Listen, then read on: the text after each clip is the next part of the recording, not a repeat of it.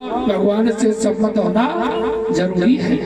बोलो श्री कृष्ण भगवान की जय हो। सुदेव जी महाराज कहते हैं कि परीक्षित, अब यहाँ में एक बड़ा सुंदर प्रसंग आता है कि भगवान श्री कृष्ण जी के बचपन के मित्र थे जिनका नाम है सुदामा जी महाराज। ये सुदामा जी महाराज एक गरीब ब्राह्मण थे और इनकी पत्नी का नाम था सुशीला। सुदामा जी महाराज जो है बड़े ही त्यागी ब्राह्मण थे। ऐसे त्यागी ब्राह्मण थे सुदामा जी महाराज कि बिना मांगे इन्हें जो कुछ मिल जाता उसी में ये संतुष्ट रहते थे, लेकिन कभी किसी से कुछ नहीं मांगा। और सुदामा जी महाराज अपनी पत्नी के साथ एक छोटी सी कुटिया बना करके रहते थे। सुदामा जी महाराज गरीब है लेकिन संतोषी ब्राह्मण है। और देखो मैयाओ, कहते हैं कि गरीब होना बुरी बात नहीं, लेकिन इस संसार में दो तरह के लोग होते हैं, एक गरीब और दूसरा होता है दरिद्र।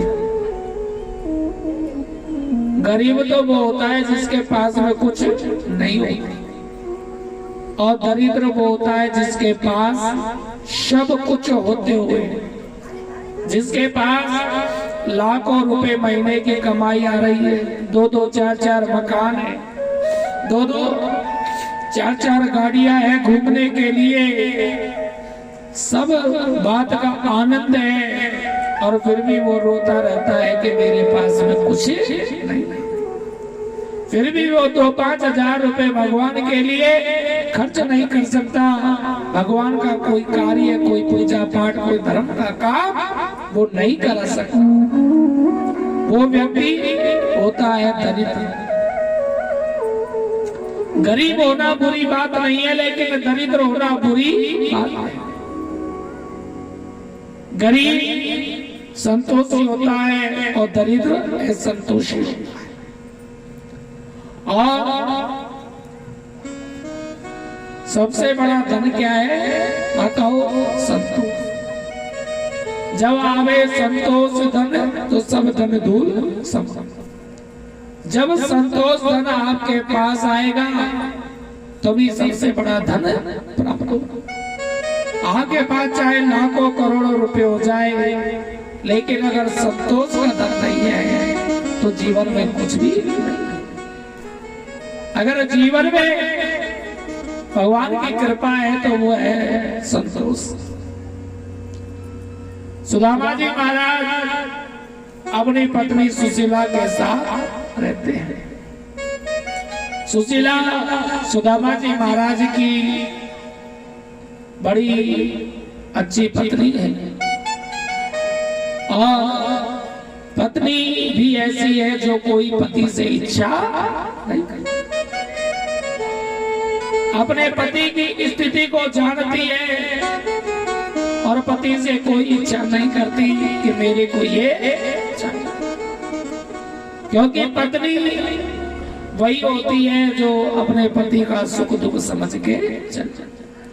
ये नहीं कि अगर पति अच्छा कमा रहा है, खूब पैसा ला रहा है, अच्छा है तो ये पति है, और अगर पति के ऊपर आफत आ जाए, कोई परेशानी आ जाए, पति का काम धंधा छूट जाए तो पत्नी छोड़ करके चली जाती है।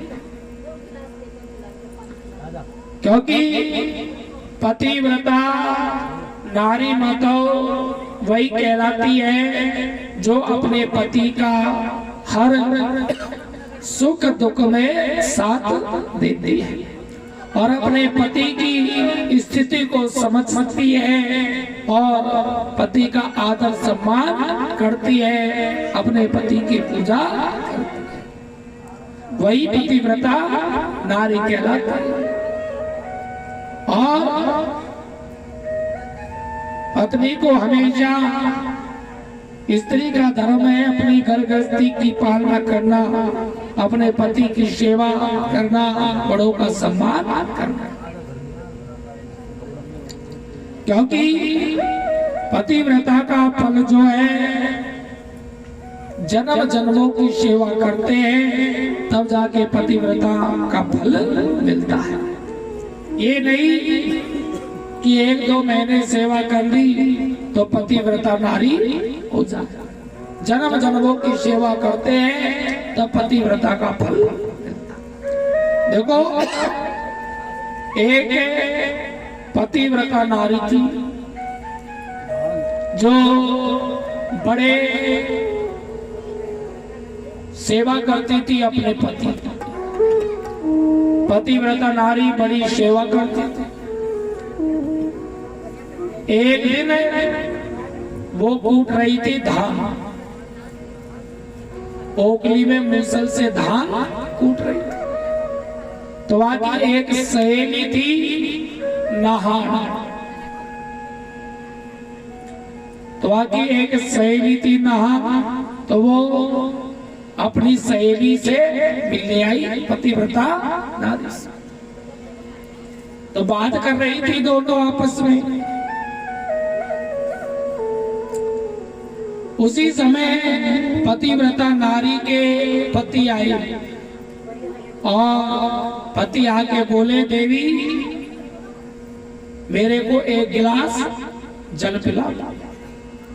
तो वो जो पतिव्रता नारी थी वो मूसल को ओखली में छोड़ के रसोई में गई और रसोई में जाके और जल लेके आई और ला करके पति को जल पिलाया।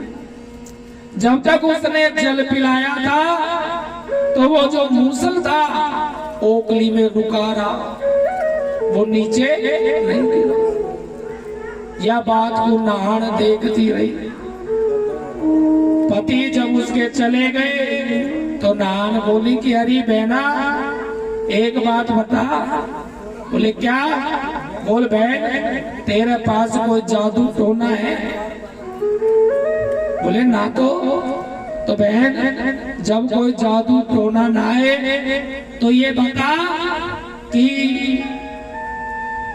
तूने अपने पति को पानी पिला दियो और या मूसल ओखली में ही रुका रहा, ये कैसे गिरा नहीं? तो वो पतिव्रता नारी कहने लगी कि बहन ये मूसल ओखली में रुका रहा, इसका कारण था पति की सेवा करना।